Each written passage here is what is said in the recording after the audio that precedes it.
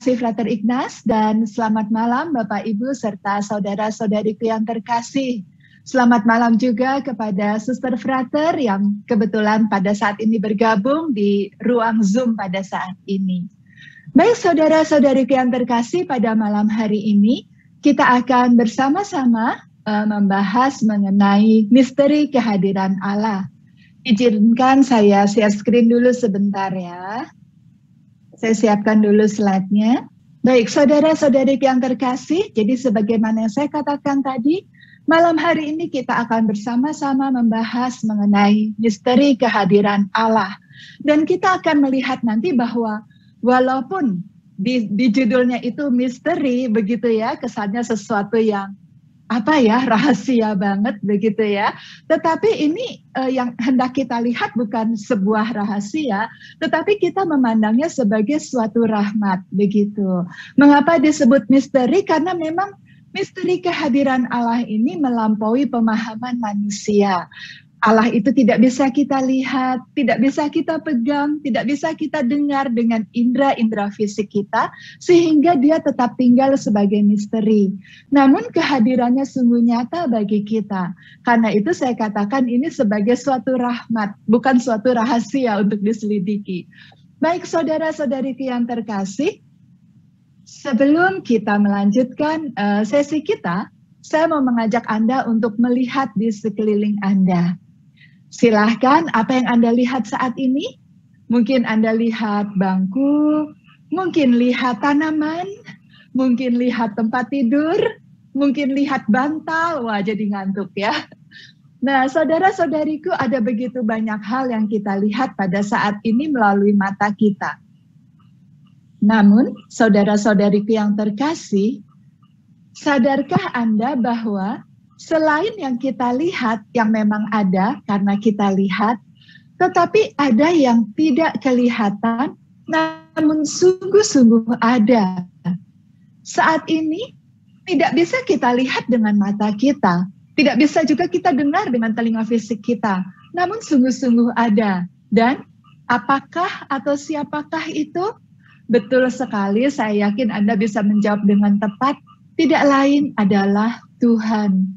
Walaupun kita tidak bisa lihat dia, walaupun kita tidak bisa mendengar suaranya secara langsung dengan telinga fisik kita ya, sebagaimana Anda mendengar saya saat ini. Namun bukan berarti dia tidak ada. Dia sungguh-sungguh ada pada saat ini. Nah, saudara-saudariku, justru apabila kita bisa masuk ke dalam misteri kehadiran Allah ini, kita akan mengalami suatu pengalaman akan Allah yang luar biasa. Dan inilah yang bisa memberikan kepada kita kekuatan, memberikan kepada kita penghiburan ketika kita menjalani kehidupan ini. Saya mau sharing tentang seorang suster. Jadi seorang suster dulu pernah cerita, jadi judulnya saya sharing seorang suster begitu ya. Nah, jadi waktu itu suster itu cerita begini, dia mengalami sakit yang luar biasa pada tulang punggungnya. Dan itu membuatnya ketika malam, ketika dia harus tidur, dia mengalami kesakitan yang luar biasa. Jadi dia mencoba untuk tidur telentang, sakit sekali. Lalu dia mencoba menghadap ke kanan juga sakit, menghadap ke kiri juga sakit.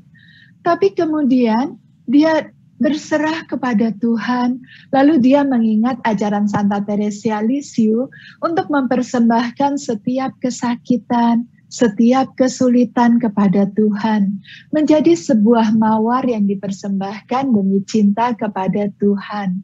Dan saudara-saudariku, akhirnya apa yang terjadi? Ketika dia kesakitan, dia berkata dalam hatinya, demi cinta kepadamu ya Yesus. Terus dia coba balik lagi ke kanan, aduh sakit. Tapi kemudian dia persembahkan lagi, demi cinta kepadamu Yesus.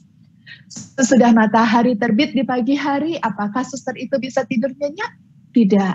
Apakah suster itu sembuh? Juga tidak. Tapi suster itu mengalami kebahagiaan yang luar biasa. Karena dia mengatakan walaupun dia kesakitan, tetapi di dalam kesakitannya itu dia merasa bahagia. Karena dia melewati sepanjang malam dengan cinta kepada Yesus. Saudara-saudariku yang terkasih, apa yang membuat suster ini bisa seperti itu? Kalau dia hanya di mulut saja mengatakan, demi cinta kepadamu Yesus, demi cinta kepadamu Yesus, tentu dia tidak akan bertahan ya, karena dia mengalami kesakitan yang luar biasa. Tetapi yang membuat dia bisa bertahan sampai pagi, dan bukan hanya bertahan, malah dia merasa bahagia. Itu karena ia bisa mengalami kehadiran Allah di sepanjang malam itu. Nah, saudara-saudariku yang terkasih, hal penting dari cerita ini yang mau saya sampaikan dan perlu kita pegang kuat-kuat adalah apa? Untuk bisa mengalami Tuhan, untuk bisa sampai kepada Tuhan, yang dibutuhkan adalah cinta kasih. Mengapa demikian? Karena sebagaimana dikatakan dalam surat yang pertama Rasul Yohanes pasal 4, Allah adalah kasih. Walaupun Allah adalah agung, walaupun Allah adalah mulia, tidak pernah didefinisikan Allah adalah mulia atau Allah adalah agung. Yang tertulis dalam kitab suci, Allah adalah kasih. Artinya apa? Bahwa tidak ada jiwa manapun juga yang bisa mencapai Allah selain dengan kasih. Walaupun kita memiliki banyak teori tentang Allah, walaupun kita memiliki banyak gagasan-gagasan yang mendalam tentang Allah, tapi ketika kita berpikir tentang Allah, kita bukan ketemu Allah, kita hanya bertemu dengan pikiran-pikiran tentang Allah. Tetapi ketika kita ada kasih, disitulah kita baru berjumpa dengan Tuhan. Karena Tuhan adalah kasih. Oke, saya lanjutkan ya. Nah, saudara-saudariku yang terkasih, dalam kitab Mazmur pasal 139, itu diceritakan bagaimana Allah itu adalah Allah yang maha hadir, Allah yang maha mengetahui karena ia senantiasa hadir dalam kehidupan kita. Saya mau mengajak Anda untuk mari kita bersama-sama membaca Mazmur pasal 139 ini. Engkau mengetahui kalau aku duduk atau berdiri. Engkau mengerti pikiranku dari jauh. Engkau memeriksa aku kalau aku berjalan dan berbaring. Segala jalanku kau maklumi. Sebab sebelum lidahku mengeluarkan perkataan, sesungguhnya semuanya telah kau ketahui ya Tuhan. Dari belakang dan dari depan engkau mengurung aku. Dan engkau menaruh tanganmu ke atasku. Terlalu ajaib bagiku pengetahuan itu. Terlalu tinggi, tidak sanggup aku mencapainya. Kemana aku dapat pergi menjauhi rohmu? Kemana aku dapat lari dari hadapanmu? Jika aku mendaki ke langit, engkau di sana. Jika aku menaruh tempat tidurku di dunia orang mati, di situ pun engkau. Jika aku terbang dengan sayap fajar dan membuat kediaman di ujung laut, juga di sana tanganmu akan menuntun aku, dan tangan kananmu memegang aku. Jika aku berkata, biarlah kegelapan saja melingkupi aku, dan terang sekelilingku menjadi malam, maka kegelapan tidak menggelapkan bagimu, dan malam menjadi terang seperti siang. Kegelapan sama seperti terang. Saudara-saudariku yang terkasih, Anda bisa membaca ini di Mazmur 139 pasal 2 ayat 12. Mari kita lihat sama-sama isi dari Mazmur ini. Mazmur ini merupakan ungkapan syukur, ungkapan kebahagiaan yang luar biasa dari sang pemazmur, karena Tuhan itu selalu ada bagi dia. Tuhan itu selalu hadir bagi dia. Dan saudara-saudariku, apa yang menjadi doa dari pemazmur ini merupakan doa kita semua. Karena mazmur adalah doa yang tidak pernah usang. Anda bisa lihat bagaimana gereja kita sampai saat ini selalu mengumandangkan Mazmur ya di dalam perayaan Ekaristinya. Juga para biarawan dan biarawati mengumandangkan Mazmur setiap harinya. Mengapa begitu? Karena Mazmur adalah doa yang selalu segar. Ia doa yang betul-betul mengungkapkan seluruh keberadaan manusia. Sehingga walaupun pemazmur ini hidup ribuan tahun sebelum kita, dengan bahasa yang berbeda, dengan budaya yang berbeda, namun kita menghadapi Tuhan yang sama. Sehingga apa yang didoakan pemazmur itu juga bisa menjadi doa kita. Dan betapa bersyukurnya kita ketika kita menyadari, ketika kita duduk atau berdiri, Tuhan itu ada bersama kita. Ketika kita berjalan atau berbaring, Tuhan ada bersama kita. Bahkan ketika kita terbang dengan sayap fajar sampai ke ujung laut, bahkan turun sampai ke dunia orang mati, di situ pun Tuhan ada. Nah, mungkin saudara-saudariku ada orang yang malah serem gitu ya. Tuhan ada di mana-mana ya. Jadi saya begini-begini Tuhan lihat ya. Nah, saudara-saudariku jangan memandang bahwa ini adalah sebuah kondisi yang menyeramkan atau mengerikan ya. Aduh gimana sih gak ada privasi nih. Bukan begitu ya. Tapi pandanglah ini sebagai sesuatu yang membahagiakan. Artinya apa? Saya mau mengajak Anda untuk mengingat kembali kisah dari suster yang tadi sakit tulang punggungnya. Apa yang membuat dia bisa begitu bahagia, begitu tenang? Kalau orang sakit kan biasanya panik ya. Aduh saya sakit nih gimana? Sebentar lagi saya mati nih. Gimana nih nggak ada obat? Gimana nih jauh dari mana-mana? Saya harus segera apa ya? Begitu kan panik, cemas, bingung. Tapi suster ini begitu tenang, begitu pasrah. Mengapa? Karena dia tahu Tuhan ada. Karena dia tahu Tuhan mencintai dia. Dan itu sudah cukup bagi dia. Sehingga apalagikah yang perlu dikhawatirkan? Apalagikah yang perlu dicemaskan? Nah, saudara-saudariku yang terkasih, lewat Mazmur ini, kita belajar bahwa hal inilah yang sebetulnya akan membawa kita masuk ke dalam misteri kehadiran Allah. Kita bisa tenang, kita bisa damai, walaupun kita mengalami kesulitan-kesulitan yang besar, walaupun mengalami gelombang kehidupan yang luar biasa, karena kita tahu Tuhan melihat semuanya. Tuhan mencintai kita dan Tuhan akan memberikan yang terbaik kepada kita. Bukankah dalam Yesaya 43 ayat 1 sampai 4 dikatakan bahwa kita tidak akan dihanyutkan oleh sungai, kita tidak akan terbakar oleh api karena kita berharga di mata Tuhan. Nah, oleh karena itu saudara-saudariku, ada pepatah Arab yang mengatakan begini. Anda dengarkan dan renungkan baik-baik ya. Pepatah itu bunyinya seperti ini. Tuhan dapat melihat semut hitam di atas batu yang hitam.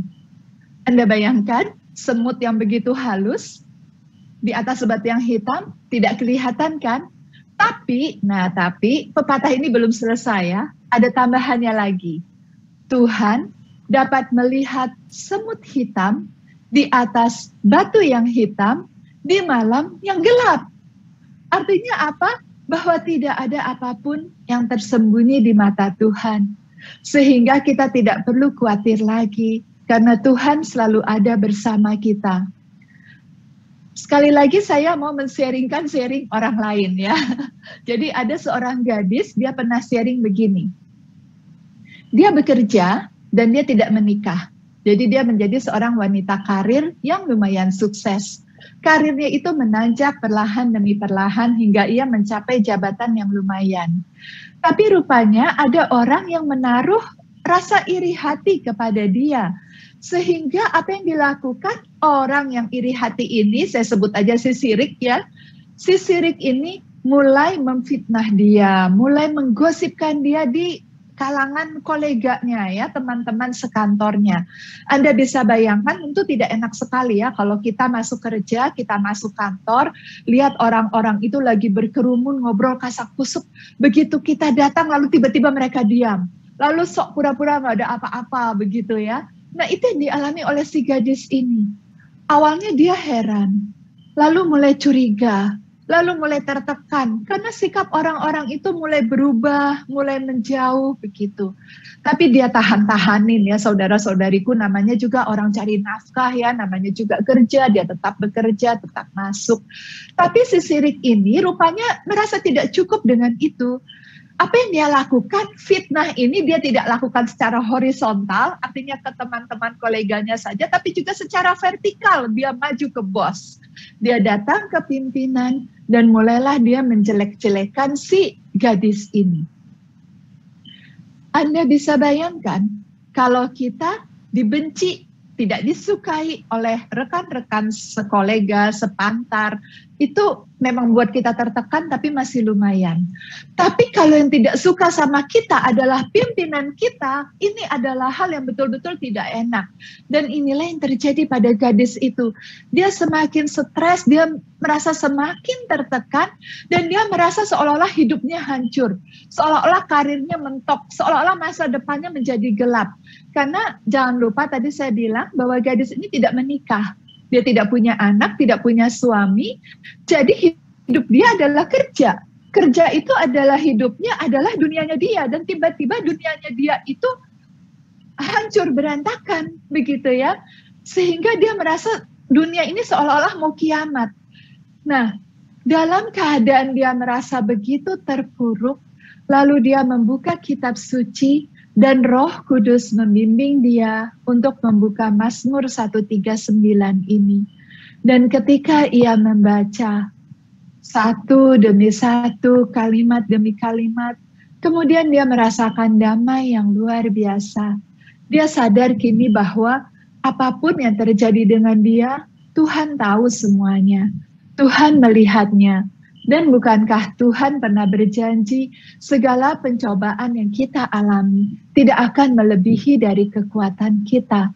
Karena itu gadis ini merasa begitu tenang dan damai sekali. Sampai ia tiba di sebuah kesimpulan bahwa dia boleh kehilangan semuanya asal jangan kehilangan Tuhan. Ini persis seperti apa yang disampaikan oleh Santa Teresa dari Avila. Solo Dios basta, Tuhan saja cukup. Nah, saudara-saudariku yang terkasih, pelajaran berikutnya yang hendak kita pelajari saat ini untuk bisa sampai kepada Tuhan, memasuki misteri kehadiran Allah. Yang pertama tadi adalah kasih. Lalu yang kedua adalah solo Dios basta, Allah saja cukup. Artinya apa? Kita akan bisa masuk ke dalam hadirat Tuhan, memasuki misteri kehadiran Allah jika kita menempatkan Tuhan di atas segala-galanya. Jika kita membiarkan diri kita lepas dari segala sesuatu yang bukan Tuhan dan membiarkan Tuhan menjadi yang terutama bagi hidup kita. Dia adalah mutiara yang berharga. Dia adalah harta karun yang terpendam di ladang. Yang untuk itu kita harus menjual seluruh milik kita sehingga kita bisa masuk ke dalam hadirat-Nya. Nah, saudara-saudariku, sekarang kita akan masuk ke dalam pengertian dari misteri kehadiran Allah, ya, pengertian yang lebih mendalam mengenai misteri kehadiran Allah. Jadi Allah itu memang maha hadir, ya, dia selalu hadir di mana saja, kapan saja.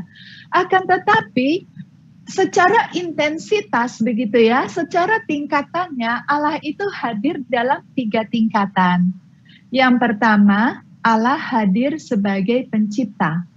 Yang kedua, Allah hadir karena rahmat. Yang ketiga, Allah hadir sebagai sahabat. Nah, maksudnya bagaimana? Jadi begini saudara-saudariku. Yang pertama, Allah itu hadir sebagai pencipta. Mengapa demikian? Karena Tuhanlah yang menciptakan kita. Sehingga karena Tuhan yang menciptakan kita, Ia memelihara kita dan Ia tidak pernah meninggalkan kita. Setiap tarikan nafas kita, setiap langkah perjalanan kita, semuanya itu karena penyelenggaraan Tuhan. Kalau 1 detik saja Tuhan melupakan kita, maka kita akan segera terlupakan, dalam arti kita akan segera kembali kepada ketiadaan. Nah, saudara-saudariku yang terkasih, karena itu Allah itu senantiasa hadir di dalam diri siapapun, baik yang sudah dibaptis maupun yang belum dibaptis, baik yang jahat ataupun yang tidak jahat. Sebagaimana matahari bersinar bagi orang yang jahat, dia juga bersinar bagi orang yang baik, ya. Jadi Allah hadir bagi semua orang. Dalam hal ini Allah hadir sebagai pencipta. Dan ketika Allah hadir sebagai pencipta, tidak semua orang, terutama mereka yang jatuh dalam dosa berat, itu tidak bisa merasakan kehadiran Allah. Begitu saudara-saudariku. Nah, kemudian yang kedua, Allah hadir karena rahmat. Jadi, ketika kita dibaptis, kita menerima Roh Kudus. Dan Roh Kudus itu menjadikan kita sebagai anak-anak Allah, menjadikan kita sebagai pewaris kerajaan surga. Roh Kudus itu membuat kita masuk dalam misteri keselamatan, masuk dalam misteri kekudusan, dan masuk dalam misteri kehadiran Allah. Namun saudara-saudariku, walaupun ketika dibaptis kita menerima Roh Kudus, mungkin karena dosa-dosa kita, kelekatan-kelekatan kita, luka-luka batin kita, Roh Kudus itu seolah-olah seperti dipojokkan, dihimpit di sudut pojok hati kita yang paling dalam. Sehingga hati kita ini bukan dipenuhi Roh Kudus, tapi dipenuhi dengan kesibukan kita, dipenuhi dengan kelekatan kita, dipenuhi dengan luka batin, dosa, dan sebagainya. Sehingga pada saat itu, walaupun Allah sungguh-sungguh hadir, tetapi orang tidak dapat merasakan kehadiran Allah di dalam hatinya. Nah, saudara-saudariku, tingkatan yang ketiga adalah Allah hadir sebagai sahabat. Nah, dalam tingkatan ini Allah hadir lebih intensif. Jadi intensitasnya itu lebih kuat, lebih tinggi ya, lebih intens. Pada saat itu jiwa sungguh menyadari bahwa Allah hadir, sehingga jiwa itu bisa merasakan, bisa mengalami, dan bisa menyadari bahwa Allah itu adalah sahabat dia, yang selalu bersama-sama dengan dia. Jadi ketika ia berusaha menjawab pertanyaan Yesus sebagaimana yang ditanyakan kepada Petrus, siapakah aku bagimu? Maka ia bisa menjawab bukan sekedar karena teori, bukan karena ia pernah membaca, begitu ya, tapi karena ia punya love story pribadi antara dia dengan Yesus. Yesus itu ketika ditanya, siapakah Yesus bagimu? Dia bisa menjawab, Yesus itu, misalnya dia mengatakan, Yesus adalah sahabatku. Dan itu bukan hanya sekedar kalimat, tetapi di balik kata Yesus adalah sahabatku, itu terkandung suatu love story yang sangat pribadi, yang betul-betul dia alami. Nah, inilah saudara-saudariku ketika kita bisa masuk ke dalam misteri kehadiran Allah. Saat itu kita mengalami Allah dalam kehadiran yang sungguh-sungguh kuat, yang paling intensif dibandingkan tingkatan kehadiran Allah yang sebelum-sebelumnya. Dalam hal inilah kita bisa sungguh menghayati apa yang dikatakan dalam Kisah Para Rasul pasal 17 ayat 28, bahwa di dalam Dia kita hidup, kita bergerak, kita ada. Setiap tarikan nafas kita, setiap langkah kita, setiap pemikiran-pemikiran kita, itu dilandasi karena hubungan yang mesra antara kita dengan Allah. Dan saudara-saudariku yang terkasih, saya mau mengatakan bahwa ini rahmat, betul rahmat, tetapi bagaimanapun itu harus dimulai dengan kita latihan. Jadi saudara-saudariku, sama seperti kalau seorang olahragawan mau memiliki otot-otot yang kuat, demikian juga kehidupan rohani kita itu bisa semakin kuat apabila kita banyak berlatih. Kita akan bertumbuh di dalam hidup rohani apabila kita rajin dan tekun dalam latihan-latihan rohani kita. Nah, latihannya bagaimana saudara-saudariku? Latihannya adalah setia untuk hidup di hadirat Allah. Setia untuk hidup di hadirat Allah itu bagaimana? Sepanjang hari kita sadari Allah hadir. Dan menyadari Allah hadir ini dengan iman, Dan yang mau saya sampaikan di sini, iman tidak sama dengan perasaan. Sekalipun kita tidak merasa apa-apa, sekalipun kita tidak merasa betul-betul ada Allah hadir begitu ya, betul-betul yang kita rasakan hanya kering saja. Tetapi iman itu adalah kita percaya. Iman tidak tergantung pada perasaan kita. Jadi kalau kita mau berlatih, jangan tergantung perasaan kita. Wah, lagi nggak mood nih, jangan begitu ya. Wah, lagi kering nih, jangan begitu. Tapi apapun perasaan kita tetap percaya saat ini Allah hadir. Kemudian kita arahkan hati dan pikiran kita kepada Tuhan. Sesering mungkin kita bisa. Ketika kita tidak sedang fokus pada pekerjaan kita atau pelajaran kita, misalnya ya dengan kuliah-kuliah kita, maka kita bisa mengarahkan hati dan pikiran kita kepada Tuhan. Atau banyak bercakap-cakap dengan Dia. Misalnya saat ini Anda mendengarkan saya, lalu ngantuk, Anda bisa dalam hati doa sama Tuhan. Aduh Tuhan, Yesus, ini suster cerewet sekali ya, dari tadi ngomong gak habis-habis. Tuhan, kapan dia berhentinya ya, begitu. Itu tidak apa-apa ya, jadi ada terus komunikasi dengan Tuhan. Ketika kita berhasil menyelesaikan suatu pekerjaan, kita bersyukur. Terima kasih Tuhan, akhirnya selesai juga.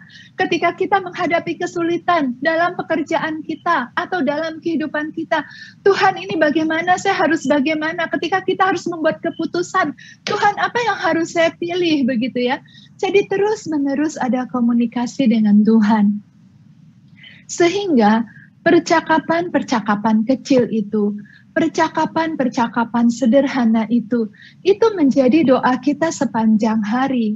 Dengan demikian saudara-saudariku, itulah bagaimana kita menjalani hidup di hadirat Allah sepanjang hari. Yaitu dengan menyadari, saya hadir bagi Tuhan. Tuhan hadir bagi saya.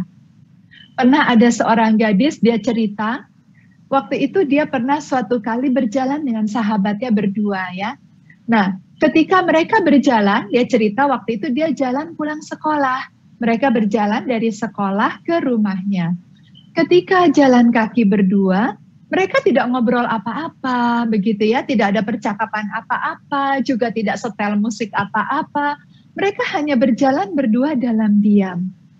Akan tetapi saudara-saudariku, gadis itu cerita, dia ngomong begini, tapi nggak tahu kenapa ya, yang ada tuh hanya damai begitu. Nggak ada perasaan, aduh jangan-jangan dia marah sama saya, kenapa ya kok dia diam? Gak ada pikiran begitu. Atau gak ada juga pikiran, aduh kok sepi ya, saya ngomong apa ya? Kayaknya apa saya ngomong cerita apa ya sekarang gitu. Gak ada begitu ya. Yang ada hanya damai, tenang begitu. Hanya saya hadir bagi dia, dia hadir bagi saya. Juga ada kisah tentang sepasang suami istri, saudara-saudariku. Orang bilang ya, bukan saya yang bilang karena saya tidak pernah menikah. Orang bilang semakin tua suami istri, maka semakin mereka saling memahami. Sehingga Alkisah ada sepasang suami istri yang sudah menjalani kehidupan bersama puluhan tahun lamanya. Jadi karena mereka sudah saling mengenal, mereka sudah saling mencintai selama puluhan tahun, di antara mereka tidak perlu banyak kata-kata. Jadi misalnya sang suami kedip mata kanan, si istri sudah tahu artinya, mah aku lapar. Kalau suami kedip mata kiri, artinya, mah aku haus. Kalau suami kedip mata kanan kiri, artinya, mah aku cacingan. Nah saudara-saudariku yang terkasih, saya cuma mau cerita bahwa mungkin di antara Anda banyak suami istri yang sudah menjalani kehidupan bersama puluhan tahun. Dan mungkin Anda juga pernah mengalami saat-saat bahwa ketika Anda duduk berdua, cuma diam-diam saja. Tapi Anda tidak merasa kesal, tidak merasa bingung. Yang ada hanya damai. Saya hadir bagi istri saya, dan istri saya hadir bagi saya. Demikian juga sang istri. Dia ada di sebelahku dan aku di sebelah dia. Nah demikian juga saudara-saudariku, ketika kita ingin masuk di dalam misteri kehadiran Allah yang penuh dengan rahmat ini, gak usah bingung-bingung, gak usah susah-susah, Cukup menyadari saya hadir bagi Tuhan dan Tuhan hadir bagi saya.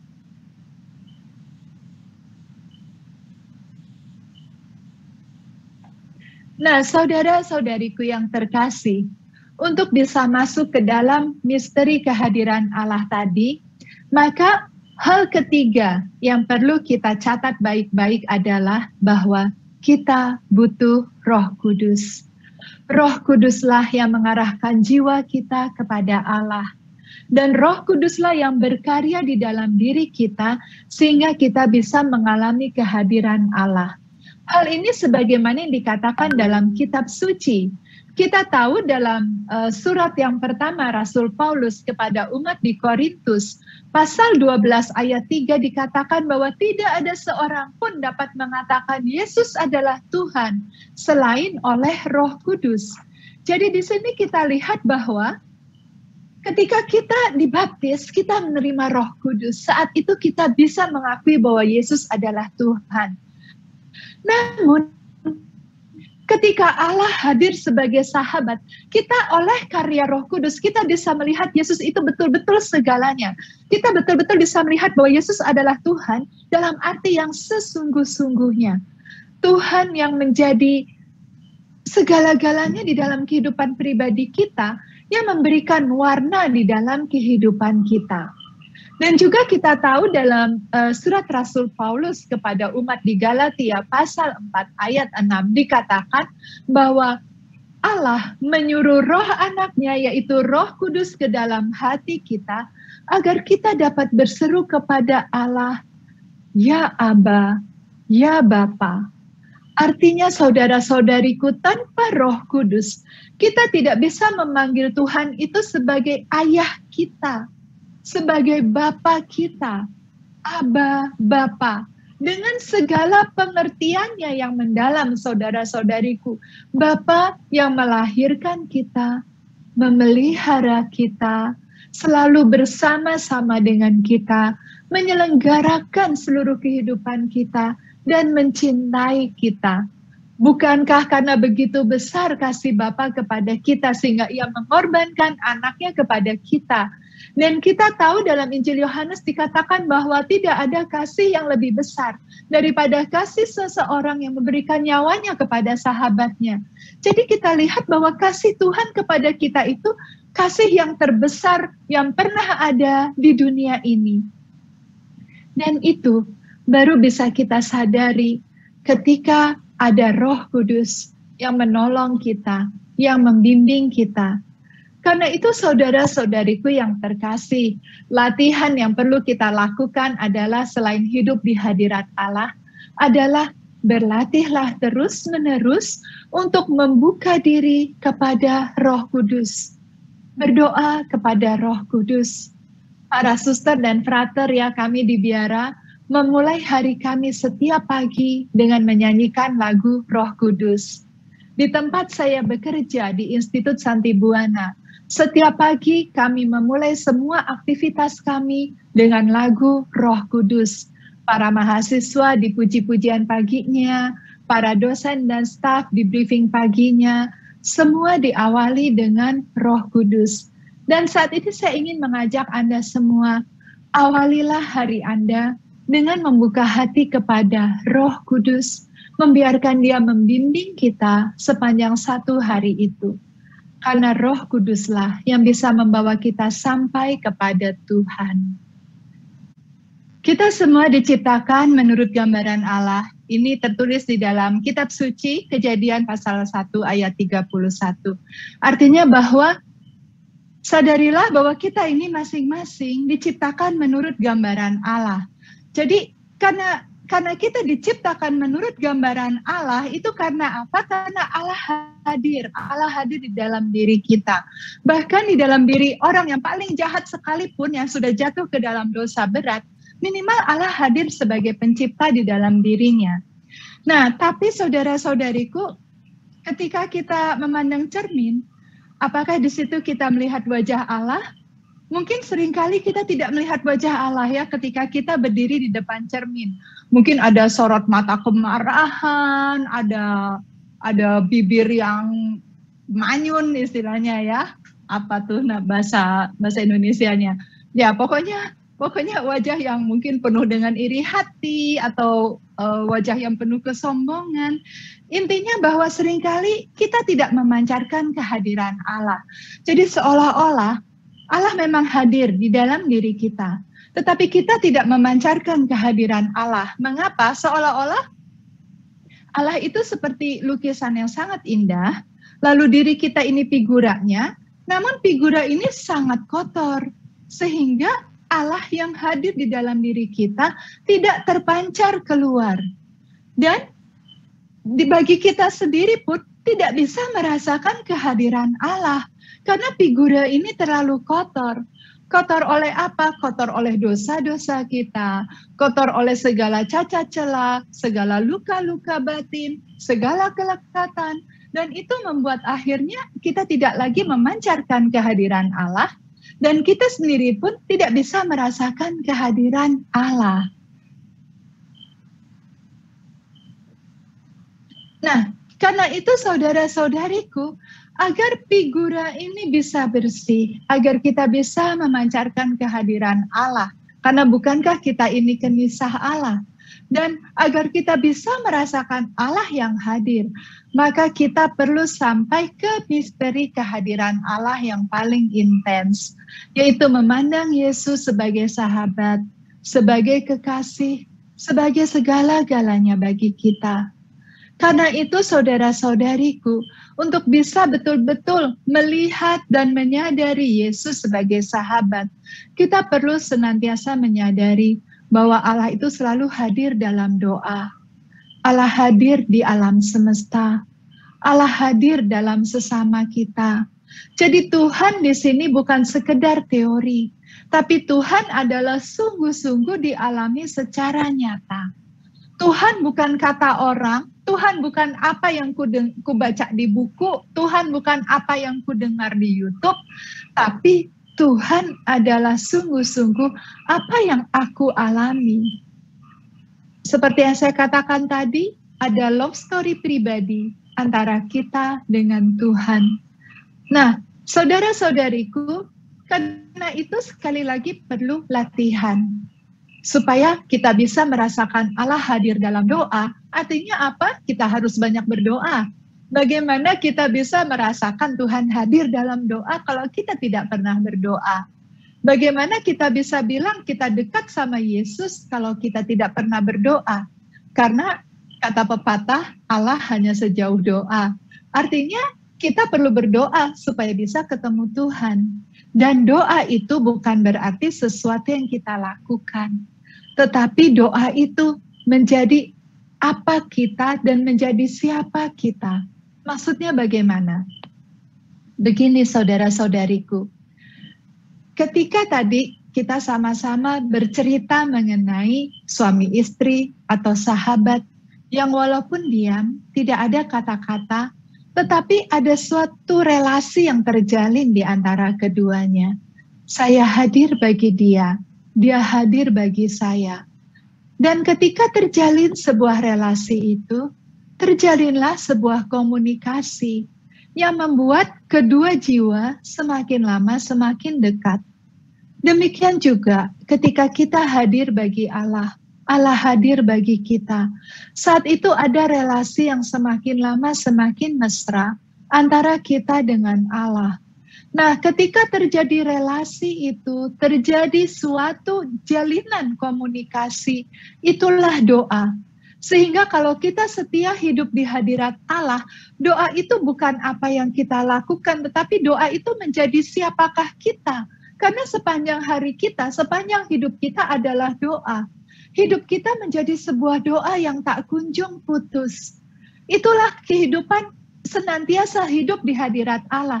Sehingga doa itu adalah kita adalah doa.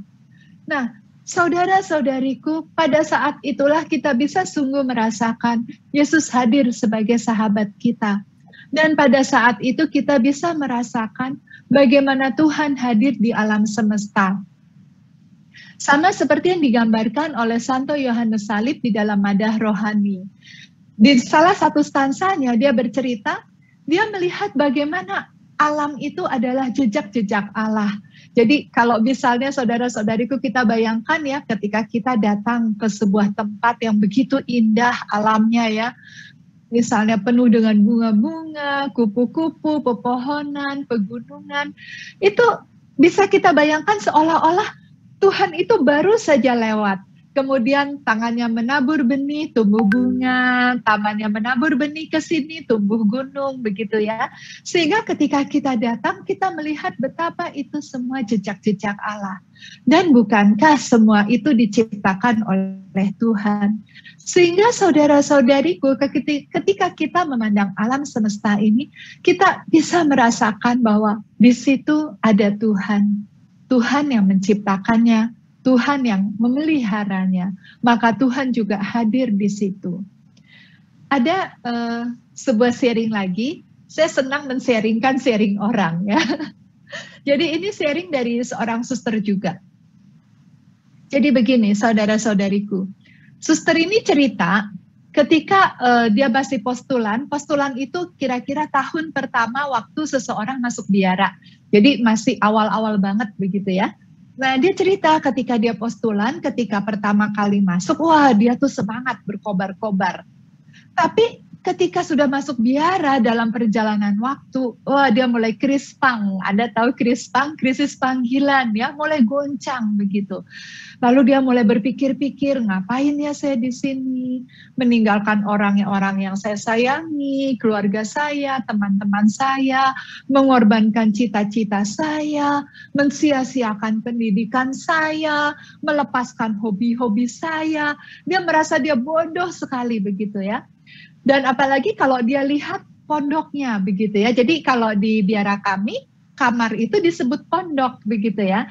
Nah, ketika dia melihat pondoknya, dia tuh tiba-tiba ketakutan.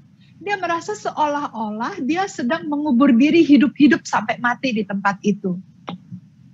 Nah, kemudian suatu pagi ketika menjelang doa hening, dia membuka pintu pondoknya. Kebetulan di depan pondok itu ada pohon singkong. Nah, Anda mungkin ingat ya pohon singkong itu daunnya seperti apa? Daunnya itu seperti jari kan ya, seperti ini begitu ya, seperti jari. Nah, entah mengapa dia merasa tergerak untuk mendatangi pohon singkong itu, lalu dia meletakkan tangannya di atas daun singkong, sebuah daun singkong. Kebetulan waktu itu ada sebuah daun singkong yang sangat lebar.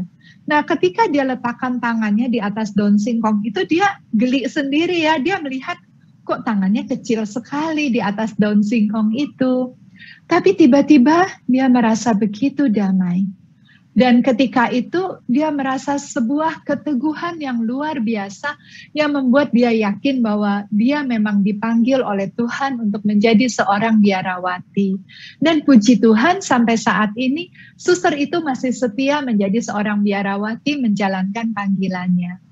Di sini kita lihat bagaimana lewat alam semesta Tuhan juga bekerja. Tuhan menyapa kita, Tuhan memberikan penghiburan, memberikan kekuatan. Karena dia memang selalu hadir. Dan lebih lagi saudara-saudariku, Tuhan hadir di dalam diri sesama.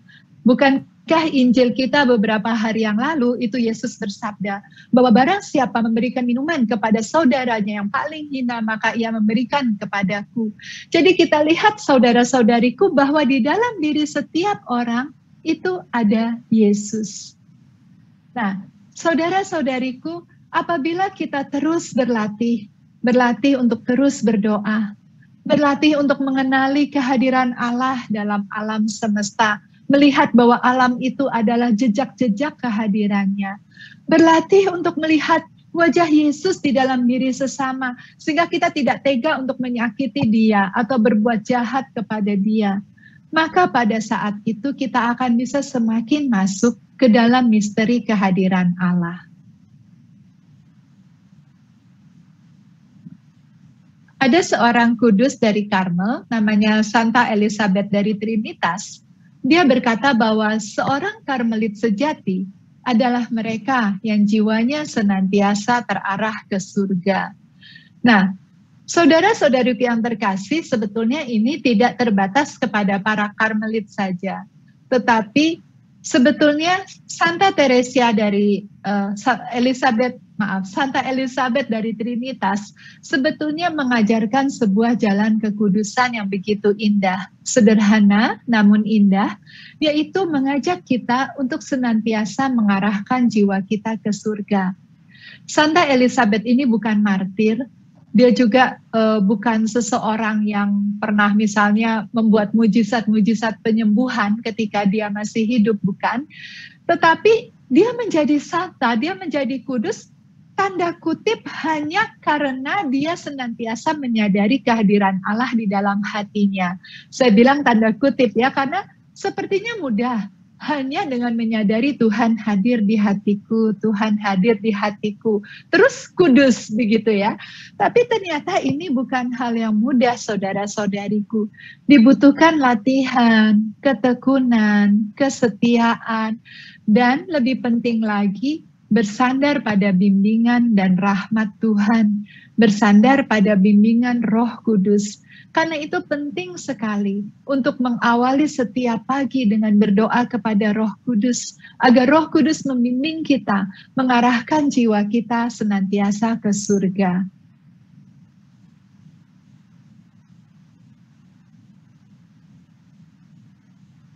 Nah, saudara-saudari yang terkasih, kehadiran Allah sebagai sahabat kita itu akan semakin lama semakin mesra. Dan kehadiran itu betul-betul seperti kita dengan sahabat kita ya. Ada 3 unsur pokok persahabatan, yaitu pengenalan, kemudian cinta kasih, dan kesenangan. Dalam hal ini saudara-saudariku, pengenalan ini adalah yang paling pertama, yang paling dasar, namun jangan disepelekan karena ini penting. Mengenal Tuhan tidak sama dengan tahu Tuhan. Banyak orang tahu tentang Yesus. Bahkan yang tidak dibaptis pun mungkin tahu tentang Yesus. Tapi tidak semua orang mengenal Yesus. Sama seperti misalnya Anda semua tahu siapa presiden kita. Anda semua tahu siapa presiden Rusia yang sekarang lagi beken ya. Tapi tidak semua kita kenal presiden Rusia. Tidak semua kita kenal presiden Indonesia. Kenal itu tidak sama dengan tahu. Kenal itu bedanya bahkan jauh sekali dengan tahu. Bahkan di dalam Injil Yohanes dikatakan hidup kekal adalah mengenal Allah. Jadi bayangkan saudara-saudariku, apabila hidup kekal itu bisa dicapai dengan mengenal Allah, maka mengenal Allah itu tidak bisa hanya sekedar tahu. Mengenal Allah itu artinya bahwa ada relasi pribadi antara kita dengan Tuhan. Kita bisa bilang kita kenal Presiden Jokowi kalau kita ada relasi pribadi antara kita dengan Presiden Jokowi.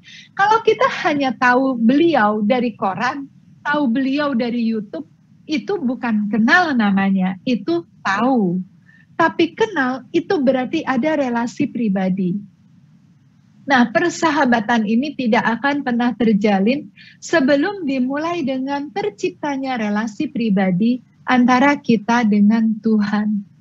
Nah, ketika tercipta relasi pribadi itu, barulah di situ mulai pengenalan. Dan ketika kita mulai mengenal, maka kita mulai bertumbuh dalam cinta kasih. Dan pada saat itulah baru mulai ada kesenangan, ada sukacita di dalam diri kita, karena kita ada persahabatan dengan Tuhan.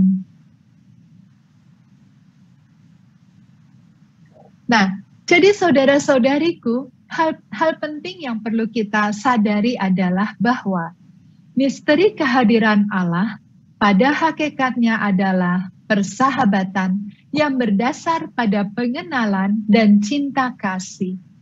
Jadi saudara-saudariku, misteri itu memang misteri di luar pemahaman kita, namun itu akan menjadi misteri yang jauh dan tak terjangkau apabila tidak ada persahabatan yang didasarkan pada pengenalan dan cinta kasih. Dan mengapa pengenalan itu penting? Sebagaimana yang dikatakan di Yohanes 17 ayat 3. Inilah hidup kekal, yaitu mengenal Engkau satu-satunya Allah yang benar, dan mengenal Yesus Kristus yang telah Kau utus.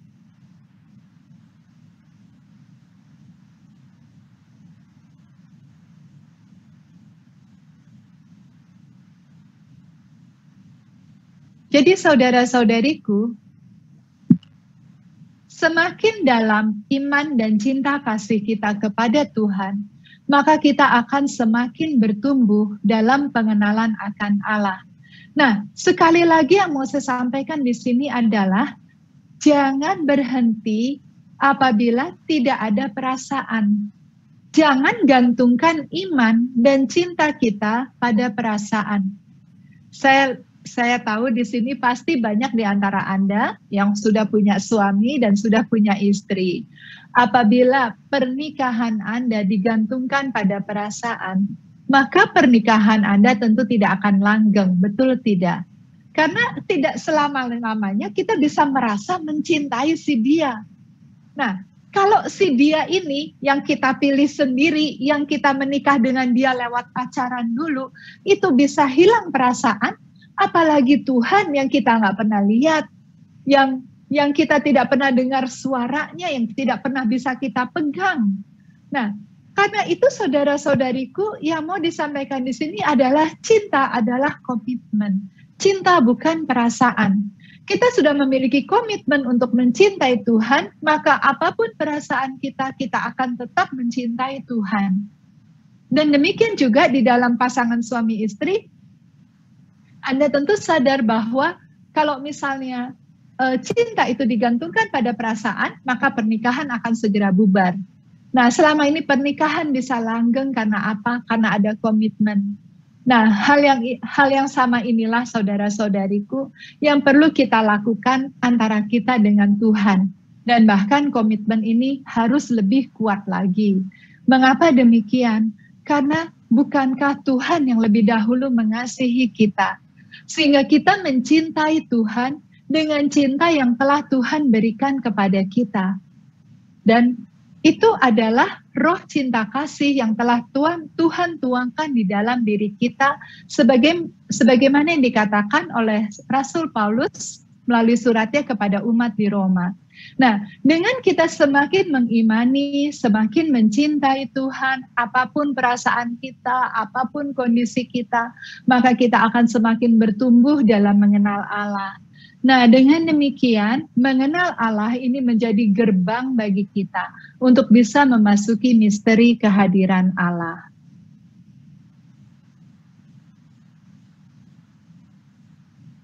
Nah, saudara-saudariku yang terkasih, Allah hadir di dalam diri kita, dan Allah itu tidak nganggur di situ ya.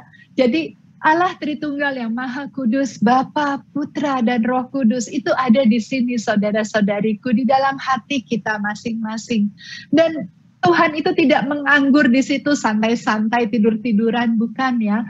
Tetapi kehadirannya adalah kehadiran yang menguduskan.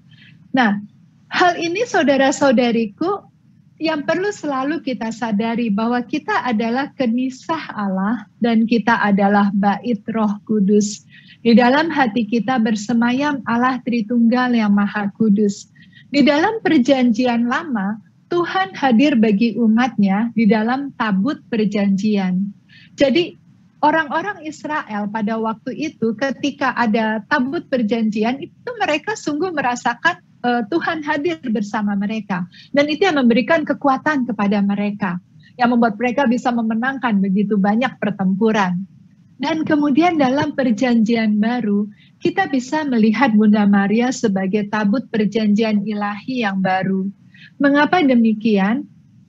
Dalam perjanjian lama, tabut perjanjian itu berisi loh batu, yaitu ketika Tuhan memberikan 10 perintahnya kepada Musa. Dan sabda Tuhan yang tertuang dalam 10 perintah Allah itu, bukankah kemudian menjadi sabda yang hidup, menjadi firman Allah yang sempurna, yaitu Yesus Kristus. Dan Yesus Kristus, sang sabda ini hadir dalam rahim Maria. Rahim Maria menjadi firdaus bagi janin Yesus atau bagi Yesus. rahim Maria menjadi tabut perjanjian ilahi di perjanjian yang baru.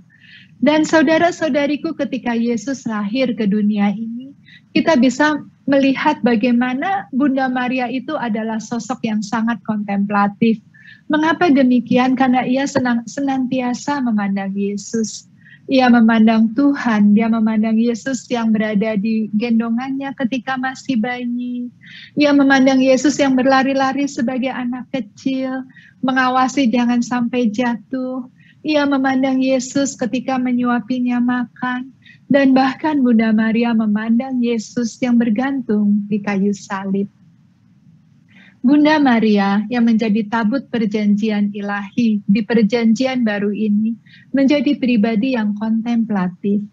Pribadi yang kontemplatif adalah pribadi yang senantiasa memandang Tuhan. Pribadi yang jiwanya senantiasa terarah ke surga. Dengan perkataan lain, saudara-saudariku, apabila kita ingin masuk ke dalam misteri kehadiran Allah, apabila kita ingin senantiasa terarah ke surga, apabila kita ingin menjadi pribadi yang kontemplatif, maka kita perlu meneladan Bunda Maria, yaitu apa? Membiarkan diri menjadi tabut perjanjian ilahi secara, tentu saja tidak sama dengan yang dulu ya, tetapi secara pribadi kita sendiri ya, dalam arti membiarkan diri kita dikuatkan oleh Sang Sabda. Sang Sabda itu ada di hati kita. Sungguh-sungguh menyadari Bapa, Putra, dan Roh Kudus itu ada di dalam hati kita. Dengan demikian kehadirannya itu kita rasakan sebagai kehadiran yang kudus, sekaligus kehadiran yang menguduskan. Dan saudara-saudariku, kabar gembiranya adalah ini bukan cuma teori. Ini bukan cuma terjadi pada diri orang-orang kudus saja.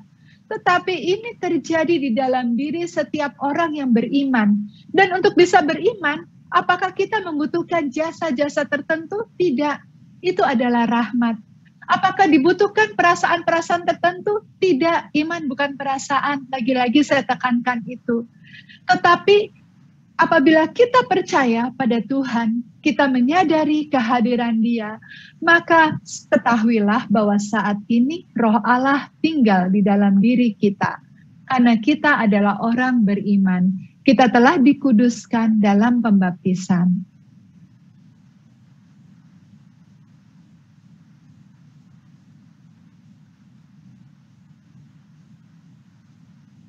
Dan kehadiran Tuhan ini, saudara-saudariku, adalah kehadiran yang menguduskan, juga kehadiran yang membimbing, dan kehadiran yang membebaskan. Membimbing, mengapa membimbing? Pada zaman perjanjian baru, itu orang-orang Israel dibimbing dengan 10 perintah Allah. Dan dalam perjalanan waktu, mereka dibimbing oleh hukum Taurat. Hukum Taurat itu yang membimbing mereka bagaimana harus berdoa, bagaimana harus berpuasa, bagaimana harus mencuci piring, begitu ya. Nah, tapi kemudian dikatakan bahwa hukum itu tidak lagi ditulis dengan tinta, tetapi Roh Kudus yang mengukir di dalam hati manusia. Pada saat itulah bukan lagi manusia itu digerakkan atau dibimbing oleh hukum Taurat, tetapi oleh Roh Kudus. Roh Kuduslah yang membimbing kita untuk berdoa, untuk percaya kepada Tuhan, untuk mencintai Dia, sehingga dengan mulut dan sepenuh hati kita bisa mengakui Yesus adalah Tuhan dan Allah adalah Bapa kita. Nah, saudara-saudariku yang terkasih, dalam hal ini dikatakan bahwa kehadiran itu tidak hanya membimbing tapi juga membebaskan. Mengapa? Di dalam karyanya Santo Yohanes Salib dalam bukunya Mendaki Gunung Karmel, dikatakan bahwa perjalanan menuju persatuan cinta kasih dengan Allah itu seperti perjalanan seseorang yang mendaki sebuah gunung. Dalam hal ini Gunung Karmel ya, itu simbol saja.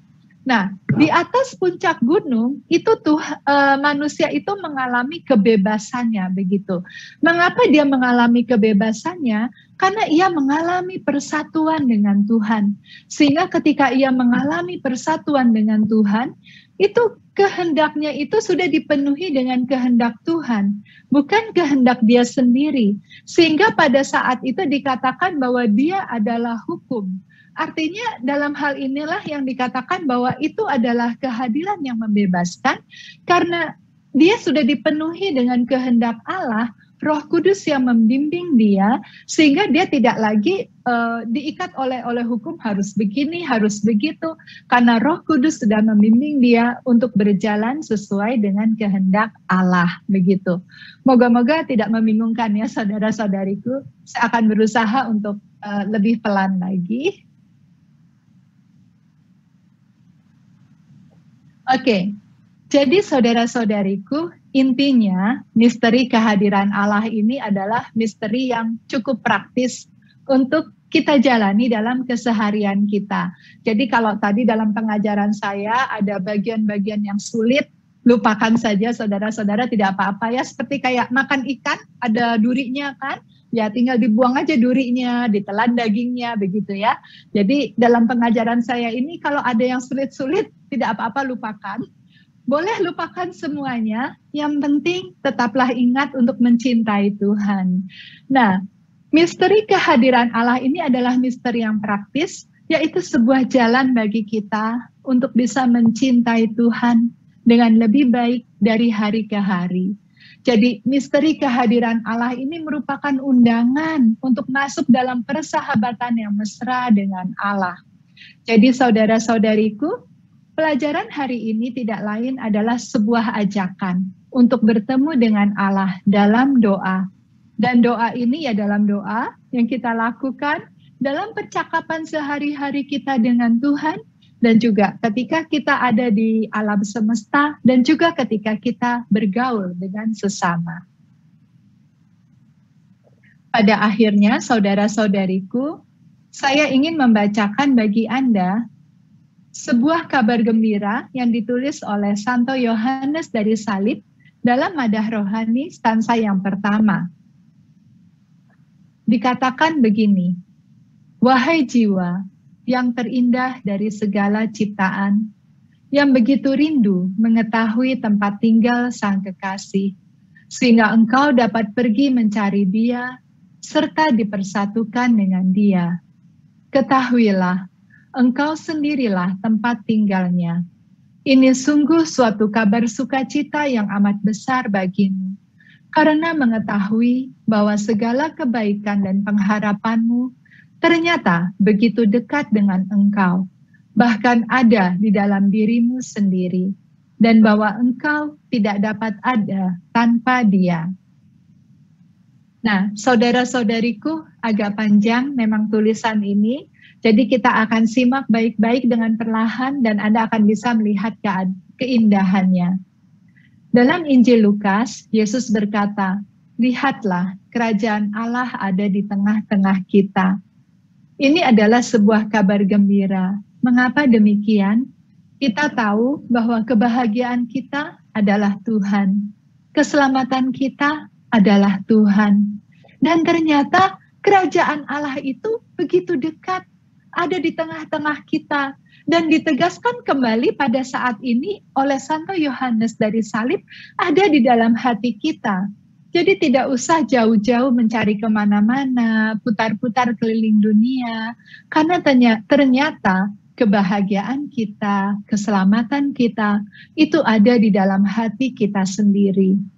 Namun, seringkali kita tidak bisa merasakan kehadirannya. Mengapa? Karena kita tidak sungguh-sungguh menyadari atau hadir bagi Allah dan Allah hadir bagi kita.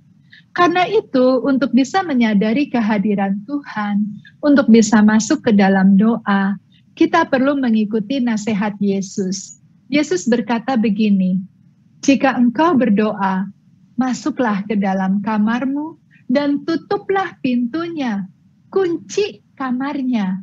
Artinya apa? Di dalam rumah-rumah, Kamar itu adalah ruang yang paling pribadi. Dan bagi kita, ruang yang paling pribadi adalah hati kita. Karena itu saudara-saudariku, apabila kita berdoa, kita perlu masuk ke dalam kamar, yaitu masuk ke dalam hati kita. Lalu tutup pintunya, kunci kamarnya. Artinya apa? Lepaskan diri dari segala sesuatu yang bukan Allah. Kita masuk ke dalam hati kita sendiri, lepaskan, tanggalkan segala masalah-masalah, urusan pekerjaan, segala kejengkelan, kecemasan, lepaskan itu semua. Kita masuk dalam keheningan, masuk ke dalam hati kita, turun, turun, dan turun terus. Karena di dasar lubuk hati itulah telah menanti Yesus untuk menyambut kita dengan segenap kerinduannya.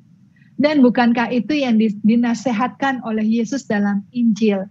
Ketika kita menginginkan harta terpendam, yaitu yang tidak lain adalah kerajaan Allah, kita harus menjual seluruh milik kita, lepaskan segala sesuatu yang bukan Allah. Lalu kita masuk ke ladang hati kita dan mengalami keberduaan dengan Allah. Saat itulah kita hadir bagi Dia dan Dia hadir bagi kita. Marilah kita berdoa dalam nama Bapa dan Putra dan Roh Kudus. Amin. Ya Bapa yang baik, sungguh kami bersyukur kepadamu, karena Engkau memberikan kepada kami rahmat yang begitu indah, yaitu kehadiran-Mu sendiri. Engkau yang tidak pernah meninggalkan kami, Engkau yang selalu ada bagi kami. Bantulah kami agar juga selalu ada bagimu, hidup untukmu, dan hadir bersamamu. Kami serahkan seluruh keberadaan kami kepadamu, biarlah kami menjadi milikmu selama-lamanya, dan Engkau menjadi harta yang paling berharga dalam hidup kami. Semua ini kami panjatkan dengan pengantaraan Kristus Tuhan kami. Amin. Dalam nama Bapa dan Putra dan Roh Kudus. Amin. Demikian sesi saya. Terima kasih saudara-saudariku atas kebersamaannya dan saya kembalikan kepada Frater Ignaz. Silakan Frater. Ya, terima kasih Suster Scholastica. Dan kebersamaan kita masih akan berlanjut pada sesi tanya jawab yang akan langsung. Baik, sambil menunggu Frater Ignaz, saya baca saja salah satu pertanyaan yang kebetulan terbaca oleh saya ya. Suster boleh tanya, saat saya lagi berdoa, seringkali muncul gambar Yesus. Apakah itu Roh Kudus atau roh lain? Terima kasih Suster. Baik, terima kasih untuk pertanyaannya. Pertanyaannya cukup bagus. Jadi begini, kalau kita sedang berdoa, kemudian muncul gambar Yesus, apakah itu Tuhan atau bukan, begitu ya? Nah, saya mau mengatakan dengan jelas dulu sejak awal, itu bukan Tuhan. Itu adalah gambar Tuhan. Mengapa demikian? Karena indera-indera kita, baik fisik, indera-indera fisik, maupun indera-indera rohani, itu tidak akan pernah bisa menangkap Tuhan seutuhnya. Tidak akan bisa melihat Tuhan sejelas-jelasnya. Sehingga sampai kapanpun Tuhan adalah yang tersembunyi bagi kita. Ini menurut ajaran Santo Yohanes Salib yang diakui sebagai ajaran iman Katolik secara universal. Karena Santo Yohanes Salib itu adalah seorang pujangga gereja ya. Nah, jadi saudara-saudariku yang terkasih, ketika kita melihat Yesus dalam doa, maka itu disebut dengan vision. Vision itu bukan Tuhan. Nah, vision itu bisa datang dari Tuhan, bisa datang dari diri sendiri. Jadi kadang orang ya saking kepinginnya mendapatkan pengalaman rohani ketika doa, jadi akhirnya muncul begitu ya. Padahal itu dari keinginan sendiri gitu, dari diri sendiri atau dengan perkataan lain imajinasinya sendiri. Nah, tapi ini yang berbahaya, bisa jadi dari setan. Begitu. Karena dikatakan dalam kitab suci bahwa setan bisa menyamar sebagai malaikat terang. Apalagi hanya menyamar dalam wujud gambar begitu ya, mudah sekali. Nah, karena itu saudara-saudariku, ini pesan saya. Pesan saya ini bukan pesan saya pribadi, tapi berdasarkan ajaran dari Santo Yohanes Salib. Apabila Anda ketika berdoa melihat vision, abaikan. Kalau itu dari setan, maka Anda selamat karena Anda mengabaikan. Kalau itu dari diri sendiri, Anda juga selamat. Karena kalau terus-terusan dicari begitu ya, karena saking kepingin lihat sesuatu atau dengar sesuatu, lama-lama orang bisa sakit jiwa. Bahaya ya, banyak berdoa bukan makin dekat sama Tuhan, malah makin minta maaf, makin miring begitu ya. Nah, tapi kalau itu dari Tuhan, kita abaikan juga tidak apa-apa. Mengapa? Karena Tuhan ketika dia memberikan suatu vision atau pengalaman rohani atau penghiburan rohani, itu karena ada suatu maksud tertentu. Jadi ada rahmat yang mau Tuhan berikan kepada kita. Jadi ketika visionnya kita abaikan, rahmatnya itu tidak hilang. Jadi misalnya saat itu kita sedang sedih sekali, lalu kita berdoa. Ketika kita berdoa, kita mendapat vision wajah Yesus. Nah, itu Tuhan berikan untuk menghibur hati kita.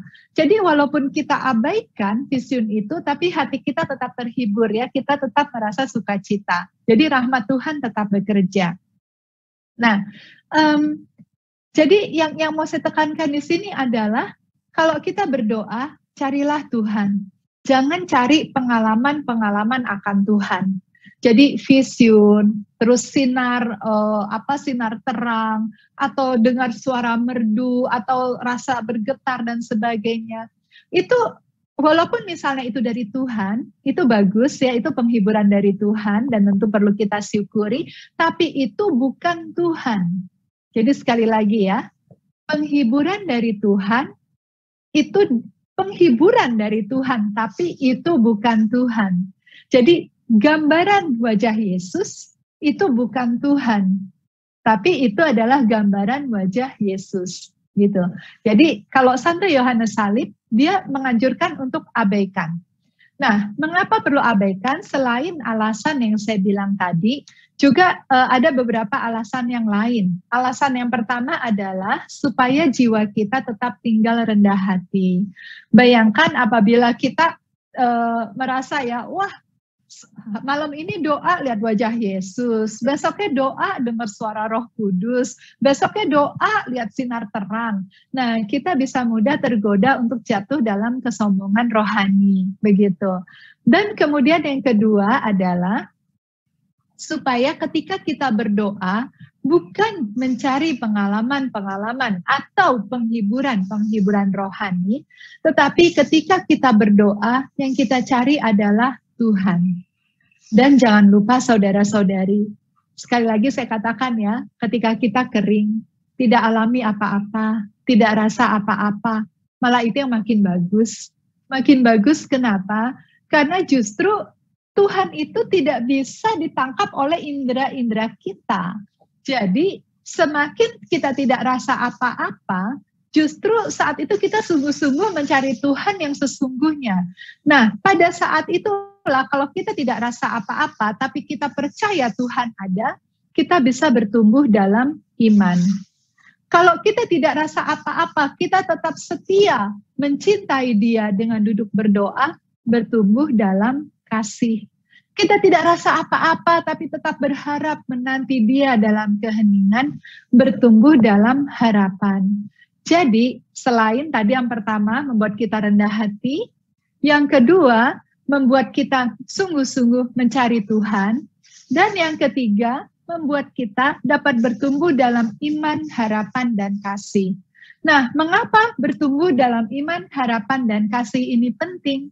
Karena saudara-saudariku, kita tidak akan mungkin memperoleh keselamatan tanpa iman, tanpa harapan, dan tanpa kasih. Ya, itu jawaban saya dari pertanyaan mengenai kalau melihat wajah Yesus dalam doa. Baik, apakah Frater Ignaz sudah online kembali? Oh, sudah. Sudah, Frater?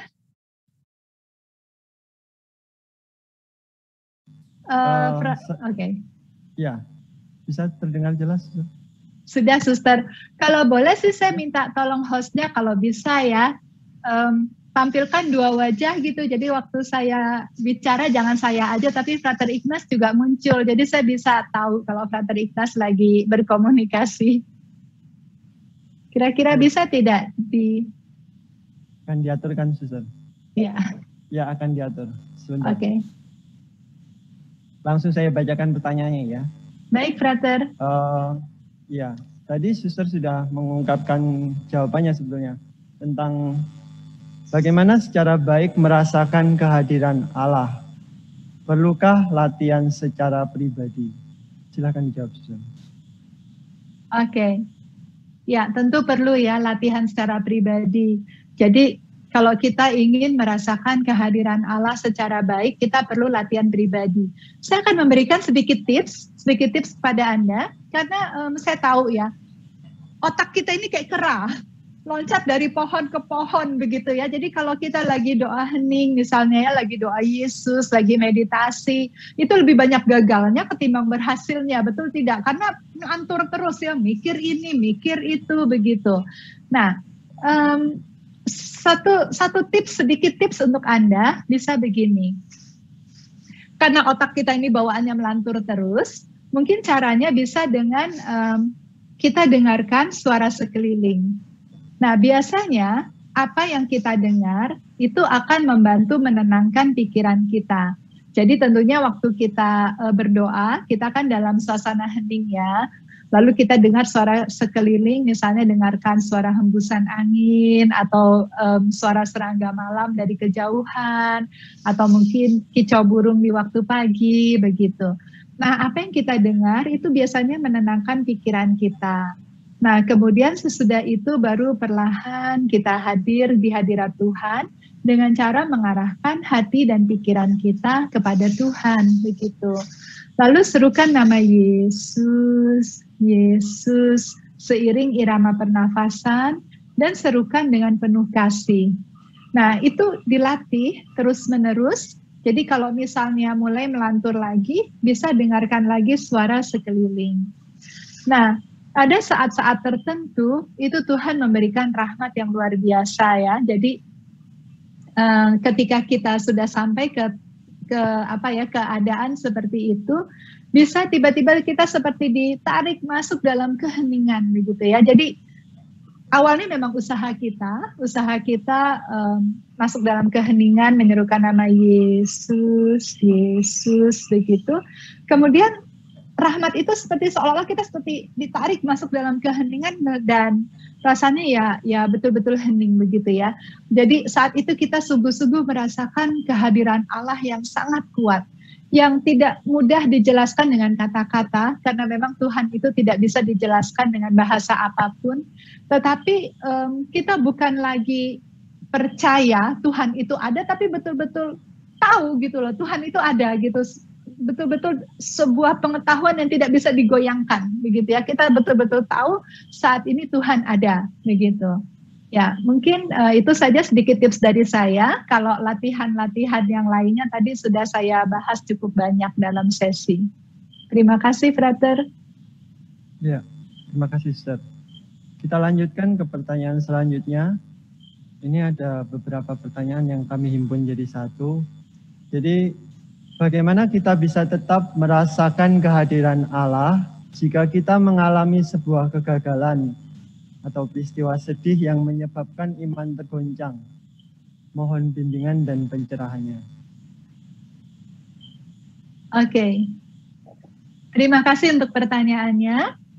Jadi begini saudara-saudariku, kalau kita sedang senang, segala sesuatu berkecukupan, memang rasanya mudah ya untuk bersyukur sama Tuhan, untuk dekat sama Tuhan. Tetapi ada kalanya ketika kita mengalami kegagalan, mengalami kesedihan, mengalami pencobaan, itu rasanya kita sulit begitu ya untuk tetap menyadari bahwa Tuhan itu mencintai kita.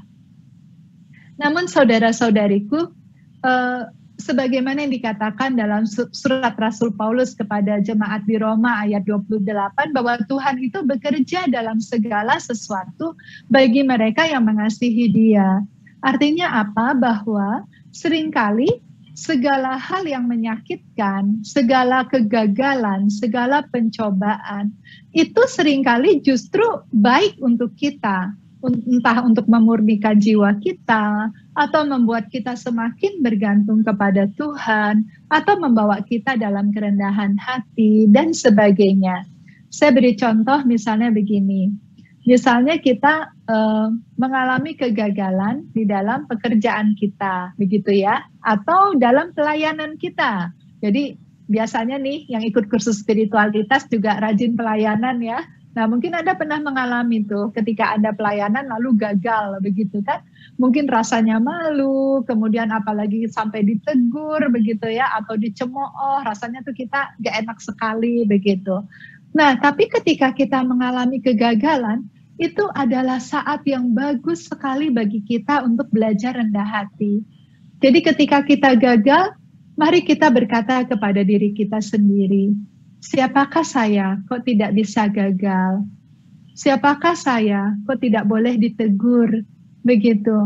Nah, jadi saudara-saudariku, kalau misalnya kita selalu sukses, mau belajar rendah hati itu susah saudara-saudariku, karena di tempat yang tinggi itu kita tidak bisa sungguh-sungguh merasakan gimana rasanya ada di bawah. Tapi ketika kita ada di bawah, itulah saat ketika kita dengan rendah hati menerima kenyataan. Dengan rendah hati mengakui bahwa saya bukan siapa-siapa, bahwa saya bukan apa-apa. Dan ternyata ketika kita rendah hati, maka kita akan semakin menerima rahmat Tuhan lebih banyak. Karena Tuhan berkenan kepada mereka yang rendah hati, sebagaimana yang dikumandangkan oleh Bunda Maria ya dalam Injil Lukas, dalam Kidung Maria, bahwa Tuhan meninggikan orang yang rendah hati, begitu. Nah, jadi saudara-saudariku yang terkasih, segala kegagalan itu, marilah kita pandang itu juga sebagai tanda cinta Tuhan. Nah, kalau itu bukan kegagalan, misalnya pencobaan begitu ya, yang membuat kita merasa hidup kita ini kok keras banget begitu ya, mengalami jalan buntu, mengalami kesulitan yang bertubi-tubi begitu ya. Nah, jangan lupa dengan apa yang Tuhan katakan dalam kitab suci, bahwa Allah memukul orang yang dikasihinya dan menghajar orang yang percaya kepadanya begitu. Sebagaimana seorang ayah yang sayang sama anaknya, kalau anaknya pulang malam tiap hari, pasti akan menegurnya. Ayah yang baik akan menegur. Kalau anaknya terjun dalam narkoba, kalau anaknya jadi pencuri, seorang ibu akan marah dan akan menegur begitu. Nah, kenapa? Supaya anaknya jadi baik. Demikian juga saudara-saudariku, karena Tuhan begitu mencintai kita, maka Ia ingin menguduskan kita, maka Ia ingin memurnikan kita. Nah, untuk menguduskan dan untuk memurnikan seringkali memang sakit. Bukankah Yesus berkata bahwa akulah pokok anggur dan kamu ranting-rantingnya. Nah, ranting ini akan dibersihkan supaya berbuah. Nah, untuk dibersihkan itu kan menyakitkan saudara-saudariku. Nah, yang menyakitkan bagi kita itu kita sebut pencobaan, kita sebut kegagalan. Tapi itu bukan berarti Tuhan tidak sayang. Itu adalah tanda cinta Tuhan. Karena itu, apapun yang Anda alami, tetaplah percaya, tetaplah mencintai Dia. Ingat baik-baik Yesaya 43 ayat 1-4, peganglah itu selalu. Walaupun pencobaan itu seperti sungai yang deras, Ia tidak akan menghanyutkan kita. Atau seperti api yang berkobar-kobar, Ia tidak akan menghanguskan kita. Karena kita berharga di mata Tuhan. Ya. Demikian jawabannya. Saya kembalikan ke Frater Ignas. Baik, Sister. Terima kasih. Pertanyaan selanjutnya ini juga banyak ditanyakan juga. Dan saya rasa berkaitan juga dengan jawaban yang Sister tadi telah berikan. Mungkin Sister hendak menambahkan sedikit mengenai bagaimana kalau kita melihat kehadiran Allah dalam diri orang yang melukai atau yang menolak kita atau orang yang jahat. Apakah kita bisa melihat kehadiran Allah dalam diri orang-orang seperti itu, Sister? Baik, terima kasih, Frater. Oke. Ya, jadi saudara-saudariku yang terkasih, ketika Yesus bersabda bahwa barang siapa memberikan makanan atau minuman kepada orang yang paling hina, maka ia memberikan kepadaku. Nah, yang mau saya sampaikan di sini, saudara-saudariku, bahwa mari kita berpikir orang yang paling hina itu apa? Orang yang paling hina itu mungkin adalah orang yang status sosialnya rendah, atau mungkin orang yang kita pandang miskin. Intinya, orang yang kita anggap hina adalah orang yang dengannya kita tidak mau berurusan terlalu banyak. Karena memang tidak ada urusan yang nyambung, begitulah ya. Jadi seolah-olah orang yang hina itu adalah orang yang berbeda dunia dengan kita.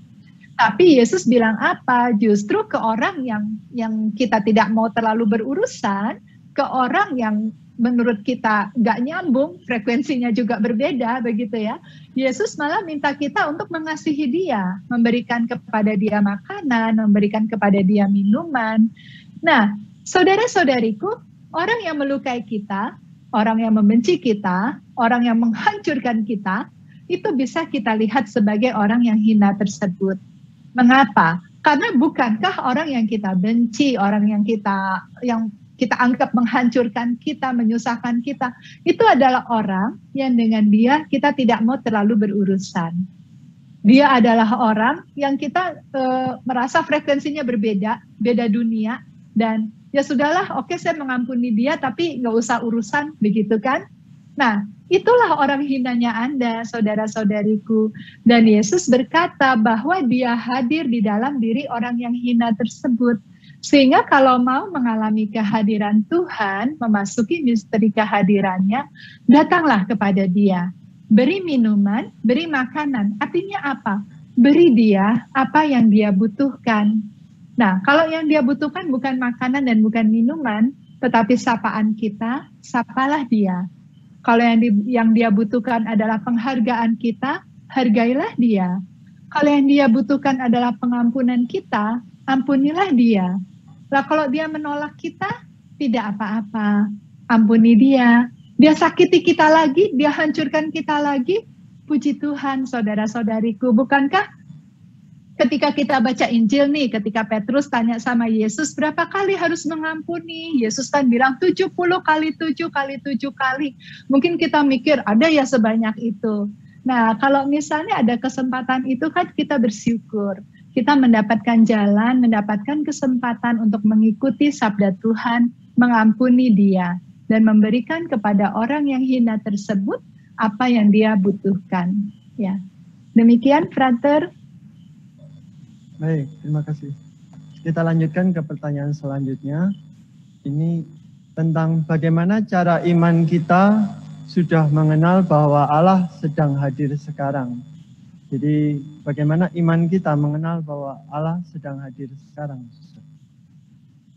Bagaimana iman kita mengenal bahwa Allah sudah hadir sekarang? Oke, baik, Bapak Ibu, saudara-saudariku yang terkasih, iman itu percaya walaupun kita tidak merasa, walaupun kita tidak mengerti, tidak melihat, tidak mendengar.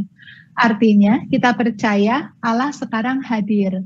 Nah, Santo Yohanes Salib mengatakan bahwa iman itu adalah kaki yang melangkahkan kita sampai kepada Allah. Artinya kalau kita percaya Tuhan saat ini hadir, maka pada saat itu kita sampai kepada Tuhan yang hadir. Nah, saudara-saudariku yang terkasih, tapi memang Santo Yohanes Salib itu dalam mendaki Gunung Karmel, itu bercerita mengenai apa yang disebut dengan rasa rohani. Nah, kalau tadi saya cerita soal vision, abaikan saja ya. Santo Yohanes Salib juga berkata soal wahyu-wahyu, sabda-sabda, abaikan saja. Kecuali kalau kita pelayanan, beda ya.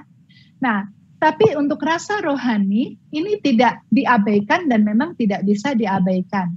Nah, rasa rohani ini sebetulnya yang saya mau ceritakan ketika tadi saya memberikan tips bagaimana untuk bisa mengalami kehadiran Tuhan. Jadi Anda ingat tadi ketika saya cerita, awalnya dengar dulu suara-suara sekeliling, begitu ya. Terus sebut nama Yesus, Yesus. Kemudian kita seperti ditarik masuk dalam suatu keheningan yang luar biasa. sampai saat itu kita betul-betul tahu gitu loh, Allah hadir, sungguh suatu tahu yang tidak tergoyahkan lagi. Nah, itu yang disebut dengan rasa rohani, begitu. Nah, dalam perjalanan waktu itu ibaratnya seperti orang yang memasuki malam gelap, terus dia tiba di suatu subuh, masih gelap, memang masih gelap, tapi dia tahu persis bahwa sebentar lagi fajar akan menyingsing, begitu. Nah, jadi itu yang dimaksud dengan bahwa kita menyadari kehadiran Allah secara sungguh-sungguh intens ya, sungguh-sungguh kuat. Nah, itu diawali dengan iman, percaya bahwa Tuhan hadir. Begitu, Frater. Baik, terima kasih, Ustaz. Kita lanjutkan. Pertanyaan selanjutnya adalah, ya semoga suster bisa kreatif dalam menjawab pertanyaan kali ini. Bolehkah dijelaskan kepada kami kasih Allah yang kreatif? Terima kasih. Itu, Suster. Kalau ini sih bukan saya yang kreatif, tapi Allah yang kreatif ya. Baik. Jadi, oke, saudara-saudariku, kasih Allah yang kreatif itu tidak bisa saya jelaskan, tapi perlu Anda lihat, begitu ya. Nah, Allah itu kreatif, sangat kreatif. Kita tahu dari mana? Allah kreatif itu sifatnya. Allah kreator itu adalah keberadaannya. Allah pencipta. Nah, Allah menciptakan begitu banyak manusia, menciptakan begitu banyak hewan, begitu banyak tanaman, sehingga apalagi yang bisa kita sebutkan dengan tepat selain bahwa sang kreator kita adalah kreatif, begitu. Bahkan kalau kita lihat biji semangka saja ya, biji semangka kan begitu kecil, tapi dia bisa menjadi semangka yang begitu besar dan begitu berat, yang konon katanya beratnya 200 kali lipat daripada bijinya. Bukankah ini sebuah kekreatifan? Nah, apalagi kalau kita lihat diri manusia ya, yang dengan otaknya, dengan jantungnya, dengan paru-parunya, dengan cara dia bernafas, bukankah itu suatu kreativitas yang luar biasa? Jadi kasih Allah itu sungguh-sungguh kreatif. Nah, saya juga mau bilang kembali ke soal kegagalan pencobaan tadi. Itu juga suatu kreativitas Allah, bukan dalam hal menciptakan kita atau memelihara kita supaya kita hidup selama di dunia ini, tetapi kreativitas Allah memurnikan dan menguduskan kita dengan memberikan berbagai macam pencobaan dan bermacam masalah yang membuat kita bisa semakin murni dan kudus di hadapan Dia. Bukankah saudara-saudariku, kedewasaan seseorang itu bisa bertambah seiring dengan setiap permasalahan yang dapat dia lewati. Nah, oleh karena itu, bagaimanapun memang masalah itu, pencobaan itu kita butuhkan. Dan karena itu kita butuh Allah yang kreatif untuk bisa memberikan berbagai hal yang bisa memurnikan kita itu. Ya, demikian, Frater. Baik. Mungkin hanya akan sekitar 2 atau 3 pertanyaan lagi, Suster. Kita lanjutkan. Mau tanya, Suster, apakah orang yang awal mulanya agama Katolik, kemudian pindah agama Kristen, kemudian pindah agama Katolik lagi, apakah orang ini tidak merasakan kehadiran Allah? Bagaimana caranya supaya kita setia dalam iman kita sendiri? Silakan, Suster.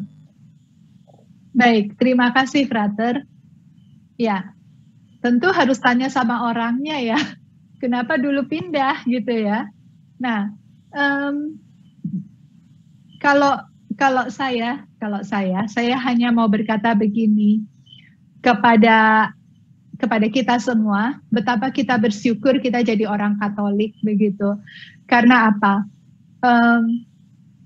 Kalau misalnya orang lain ditanya pendiri gerejanya siapa, begitu ya, mereka akan bisa menyebutkan satu nama. Tapi kalau kita ditanya pendiri gereja kita siapa, maka yang kita sebut adalah Yesus Kristus. Nah, kalau ditanya pemimpin gerejanya siapa, mungkin orang bisa menyebut satu nama. Tapi kalau kita ditanya pemimpin gereja kita siapa, kita akan menyebutkan Paus Fransiskus.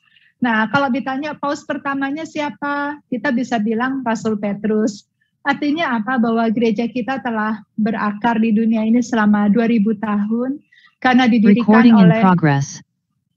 didirikan oleh Yesus Kristus sendiri.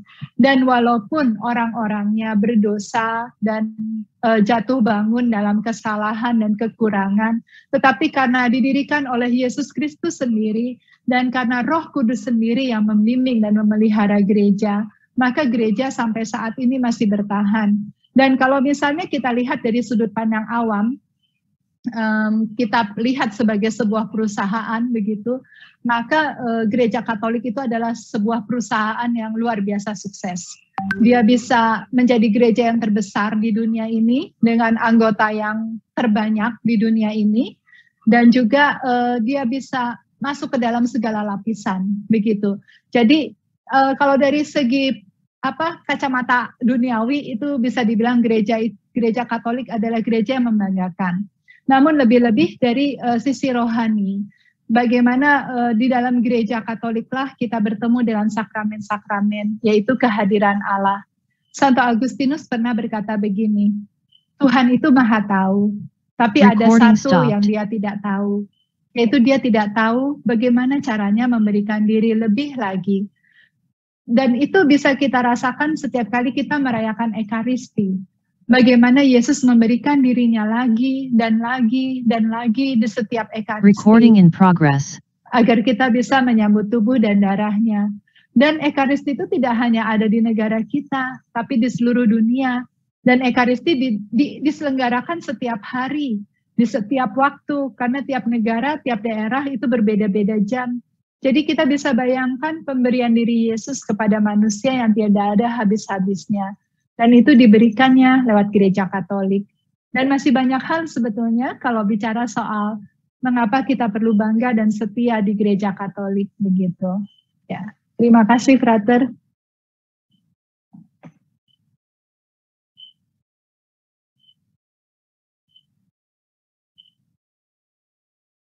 Awam, bagaimana caranya bisa merasakan kehadiran Allah dalam tahap ketiga? Mungkin tahap ketiga ini yang tadi yang dimaksud adalah mengenai kehadiran Allah yang dibedakan menjadi tiga itu. Silakan. Frater minta maaf tadi yang kalimat awalnya agak terpotong. Suster, sebagai manusia berdosa dan hidup dalam keseharian orang awam, bagaimana caranya bisa merasakan kehadiran Allah dalam tahap ketiga?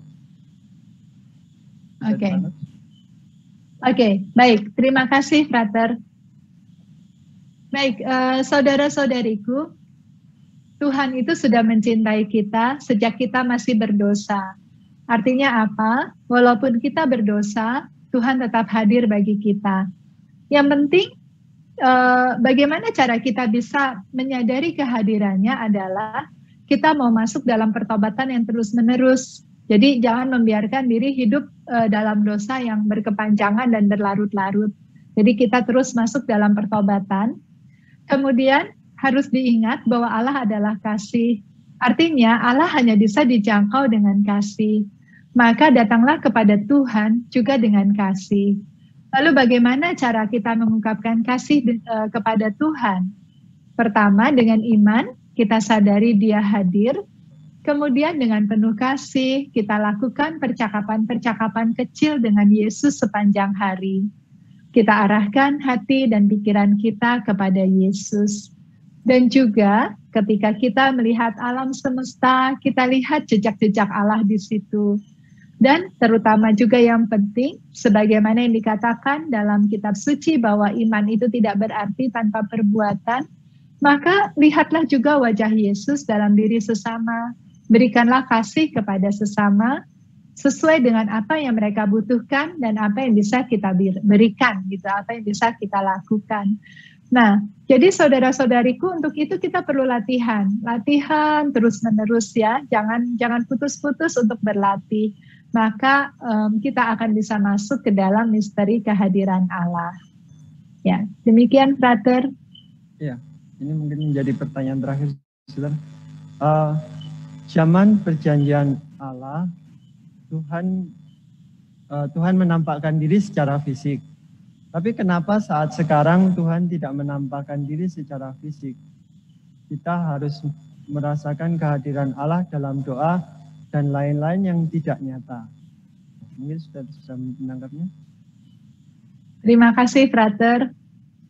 Baik, saudara-saudariku, ini pertanyaan yang bagus, karena pertanyaan serupa tapi tidak sama, itu pernah ditanyakan juga oleh orang-orang Yahudi ketika mereka minta tanda kepada Yesus.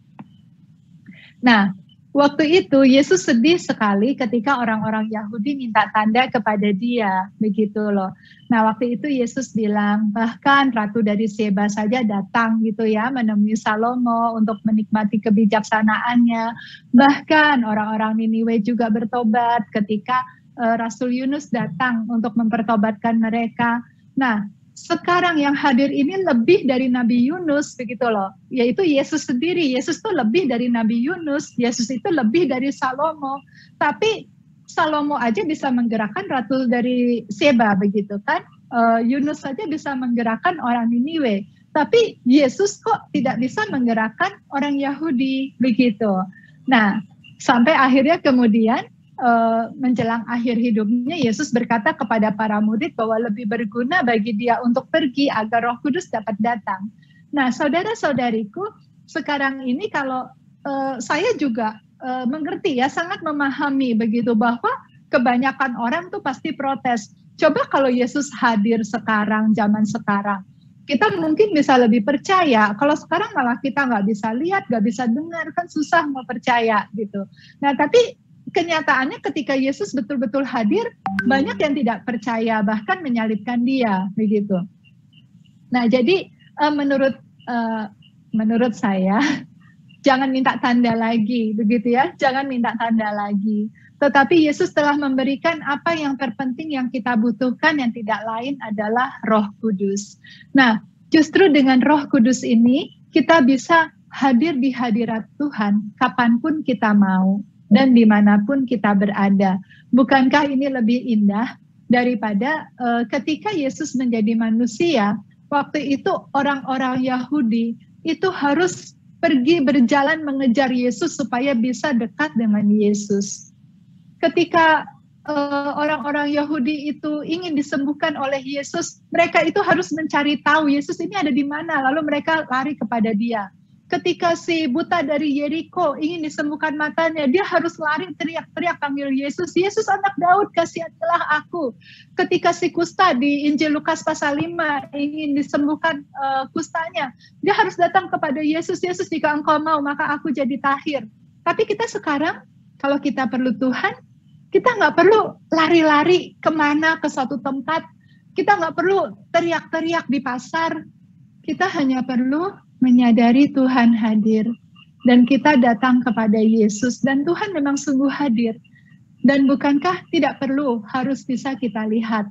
Itu sebabnya mengapa di awal sesi saya mengajak Anda untuk melihat dulu sekeliling dan kemudian menyadari bahwa ada yang tidak bisa kita lihat tetapi keberadaannya sama nyatanya dengan apa yang kita lihat.